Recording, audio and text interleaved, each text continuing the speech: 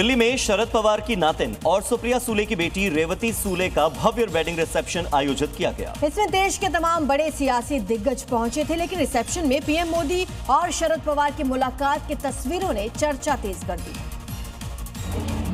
बीती शाम ने दिल्ली एक बड़े सियासी और पारिवारिक जमावड़े का गवाह बनी। मौका था सुप्रिया सूले की बेटी रेवती सूले के रिसेप्शन का। रिसेप्शन में सोनिया गांधी के साथ ही प्रियंका और राहुल भी पहुंचे थे, जिन्होंने वर वधू को आशीर्वाद देने के साथ ही तस्वीरें भी खिंचाईं। लेकिन सबसे ज्यादा चर्चा तो पीएम मोदी और अमित शाह के साथ शरद पवार की तस्वीरों की हुई, क्योंकि रिसेप्शन में जाने से कुछ घंटे पहले पीएम मोदी ने एनसीपी शरद गुट के 8 सांसदों से भी मुलाकात की थी और उसके बाद फिर शरद पवार से मुलाकात में सियासी बाजार में चर्चाएं तेज हो गई हैं।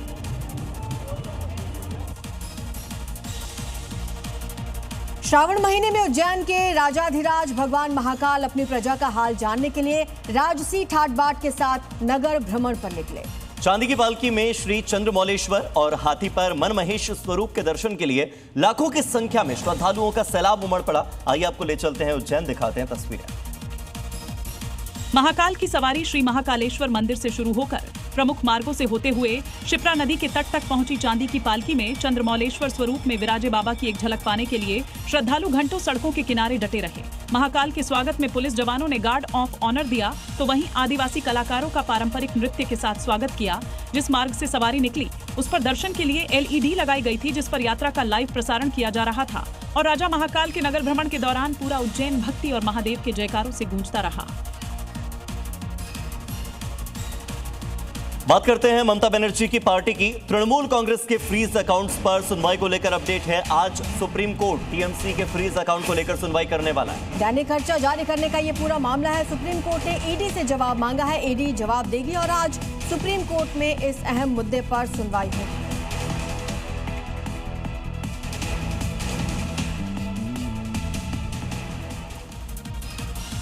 चलिए आगे बढ़ते हैं, देखते हैं दिल्ली से जुड़ी 5 बड़ी खबरें। दिल्ली की मुख्यमंत्री रेखा गुप्ता ने आम आदमी पार्टी की पूर्व सरकार पर 30,000 करोड़ रुपए से ज्यादा के घोटाले के आरोप लगाए। रेखा गुप्ता ने कहा कि इन घोटालों का भुगतान आज दिल्ली की जनता कर रही है। दिल्ली विधानसभा अध्यक्ष विजेंद्र गुप्ता ने कूड़ा प्रबंधन, सड़कों पर आवारा मवेशियों की समस्या को एमसीडी की विशेष समिति को सौंपा। उन्होंने एमसीडी आयुक्त को समिति के समक्ष पेश होकर कार्रवाई रिपोर्ट देने के निर्देश दिए। मुख्यमंत्री रेखा गुप्ता ने विपक्ष पर निशाना साधा। उन्होंने कहा कि लक्ष्मी योजना पर जवाब देने के दौरान विपक्ष सदन से चला गया, जबकि दंगों पर चर्चा में शामिल हुआ। आम आदमी पार्टी के विधायक अनिल झा के बर्ताव पर भी उन्होंने नाराजगी जताई। दिल्ली पहुंची कांवड़ यात्रा में भगवान शिव की मूर्ति के साथ तरुण की मूर्ति भी शामिल की गई। उत्तम नगर पहुंचने पर कांवड़ियों और स्थानीय लोगों ने तरुण को श्रद्धांजलि दी, सम्मान जताया। दिल्ली में होली पर तरुण की हत्या हुई थी। कांवड़ यात्रा के चलते आज दिल्ली के वेस्टर्न रेंज के कई रूट्स पर ट्रैफिक प्रभावित हो सकता है और कांवड़ियों की आवाजाही की वजह से परेशानी भी हो सकती है। ट्रैफिक पुलिस ने अपडेट लेकर निकलने की अपील की है, ताकि ट्रैफिक पुलिस का जो भी सोशल मीडिया प्लेटफॉर्म है उस पर आप अपडेट देखें, उसके बाद ही अपने घरों से निकलें। और इसी बीच हैदराबाद से बड़ी खबर आ रही है, जहां धोखाधड़ी रैकेट का खुलासा किया गया। 1 करोड़ की धोखाधड़ी में 4 लोगों की गिरफ्तारी हुई है।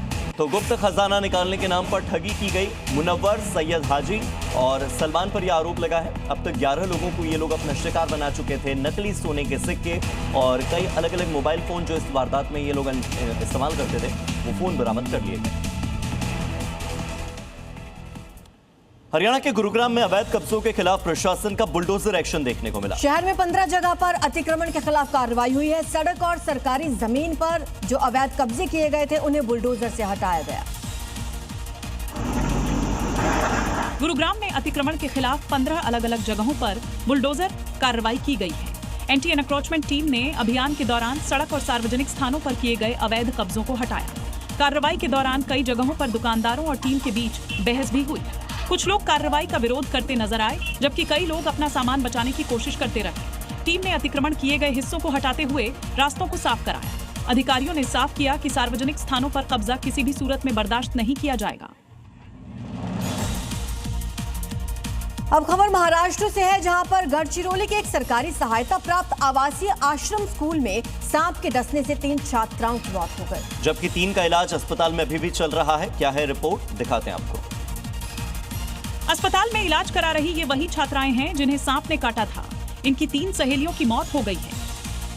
बताया जा रहा है कि जापटलाई आवासीय आश्रम स्कूल में भोजन करने के बाद छात्राएं फर्श पर सो रही थीं। इसी दौरान वहां छिपे एक विषैले सांप ने एक के बाद एक 6 छात्राओं को डस लिया, जिसमें से 3 की अस्पताल लाने के दौरान मौत हो गई। इस घटना के बाद हॉस्टल में रहने वाली छात्राएं दहशत में हैं।